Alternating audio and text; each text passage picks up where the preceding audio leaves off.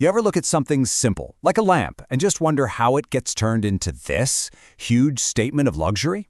It's not just about the materials, right? It's about the story. It's about the words they use to give it meaning. So today, we're going to deconstruct the anatomy of that language, and we're going to use the description of a super high-end chandelier as our guide. All right, let's start with a feeling I think we've all had. You know, you've decorated a room, you put in all this effort, but it just feels okay, it's fine. But it doesn't have that spark, that wow factor. This right here, this is the emotional problem that luxury design marketing loves to solve. That gap between a room that just works and one that feels truly incredible. And boom, this quote from our source material just nails it. The goal isn't just to light up a room. It's about creating an atmosphere, a feeling, a statement.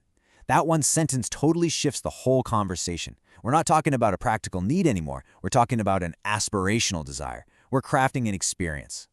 So how do you fix that just okay room? Well, the first move is to completely reframe what the solution even is. It's not about finding a better lamp, it's about finding a piece of art that just so happens to light up. You've got to pay attention to the words they choose here. By calling this chandelier a breathtaking sculpture, they immediately elevate it. This isn't some utility item you pick up at a big box store anymore. No, it's a piece of art you acquire for your home.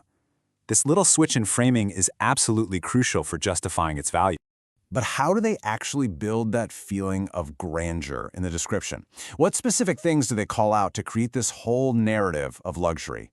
Let's break down the anatomy of the sales pitch itself. So the marketing copy really builds its case on 4 key pillars. Its Italian heritage, the very specific type of textured glass they use, that unique pink color, and of course, its ultimate job as the room's focal point. We're going to dive into each one of these. Okay, first up, heritage. The language is so key, a whisper of Italian grandeur. Just that one word, Italian, is doing so much heavy lifting. It's like a cultural shortcut, right? It instantly makes you think of master craftsmanship, timeless style, a deep history of art and design.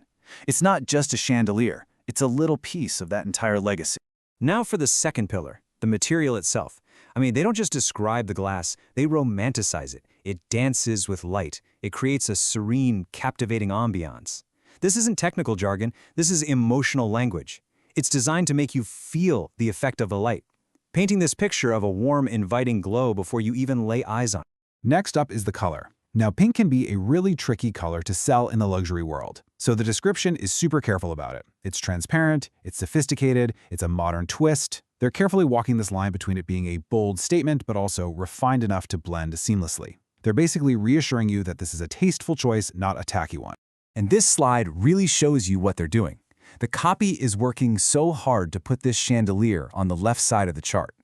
This isn't just any pink. It's a delicate, translucent hue that adds a sophisticated, luxurious blush, and it steers way clear of a color that might take over the room or just look cheap. That nuance is everything. So after building up the heritage, the material, and the color, the description gets to the grand finale, the overall impact this thing is going to have on your room. And it all boils down to one very powerful word: luster. Just think about that word for a second. It's not something you hear every day, and that's exactly the point. It just sounds elegant, doesn't it? It perfectly wraps up everything we just talked about. That gentle sheen from the glass, the soft glow from the pink hue, and this overall feeling of, brilliance and glamour. And here's the crucial part. The product's entire purpose is now distilled into delivering this one quality. It's not a light fixture anymore. It's a purpose-built machine for adding luster to your home. That becomes its one, single, elevated job.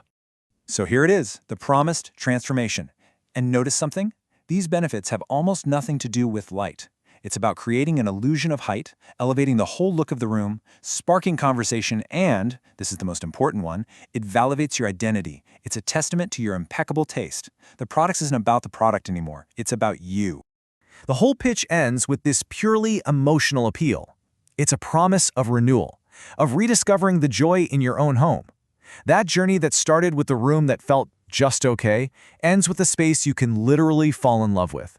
So what's the big takeaway from all this? Well, the language used to sell luxury isn't just describing things, it's building things. It's meticulously constructing a story, an atmosphere, and an emotional promise. The real product they're selling here isn't a chandelier. It's the feeling you get when you own it. And that leaves us with one last question to think about. Just look around your own space. What objects in your home have a story or a meaning that goes way beyond what they're supposed to do? What in your home is more than just an object?